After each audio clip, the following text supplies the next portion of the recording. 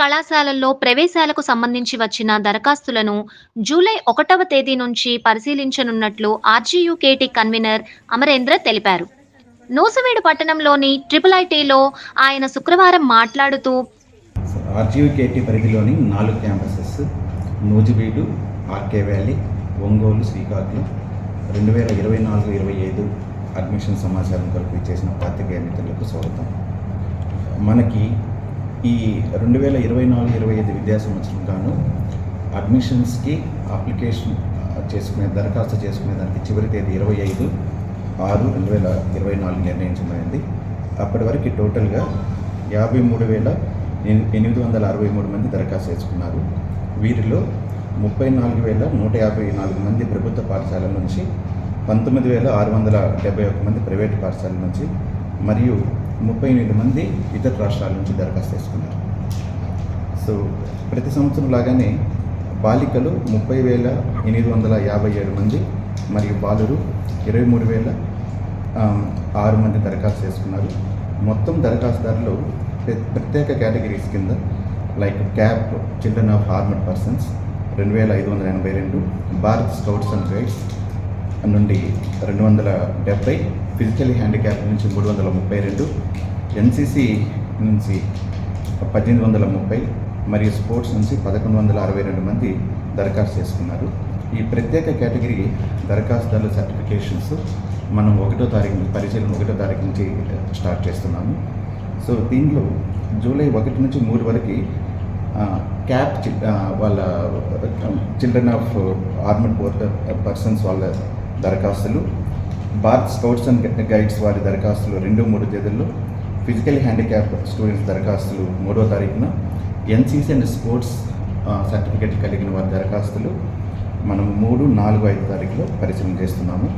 మిగతా అన్ని వచ్చిన దరఖాస్తులన్నీ కూడా రూల్ ఆఫ్ రిజర్వేషన్స్ అన్నీ ఫాలో అయ్యి ఇప్పుడు అనాలిసిస్ జరుగుతుంది. మేము మొత్తం కంప్లీట్ చేసి 11వ తారీఖు జూలై 11వ తారీఖు సెలెక్షన్ లిస్టు విడుదల చేయబడుతుంది సార్. అది సెలెక్షన్ లిస్ట్ ఇచ్చిన తర్వాత మనకి క్యాంపస్ వైజ్ ఈ సెలెక్షన్ లిస్ట్ అన్ని క్యాంపసెస్కి పంపిస్తాము. క్యాంపస్ వైజ్ సర్టిఫికేట్ వెరిఫికేషన్ ఉంటుంది. జూలై 22, 23 తారీఖులో మన RK valley Irukulapaya campus and Nuzvid campus వాళ్ళ సర్టిఫికేట్స్ వెరిఫికేషన్ ఉంటుంది. 24, 25 ఒంగోలు క్యాంపస్ వాళ్ళ సర్టిఫికేట్స్ వెరిఫికేషన్ ఉంటుంది. అదేవిధంగా 26, 27 అని శ్రీకాకుళం. స్టూడెంట్స్ దరఖాస్తు చేసుకునేటప్పుడే వాళ్ళకి ఏ క్యాంపస్ కావాలని చెప్పి వాళ్ళు ప్రిఫరెన్స్ ఇచ్చేసి ఉంటారు. కాబట్టి మళ్ళీ వన్స్ క్యాంపస్ వచ్చిన తర్వాత వేరే క్యాంపస్కి పంపించడం అనేది జరుగుతుంది సార్. అది మేము గత 5 సంవత్సరాల్లో కూడా అది ఎంటర్టైన్ చేయలేదు. ఈ మీద కూడా అది ఎంటర్టైన్ చేయండి సార్.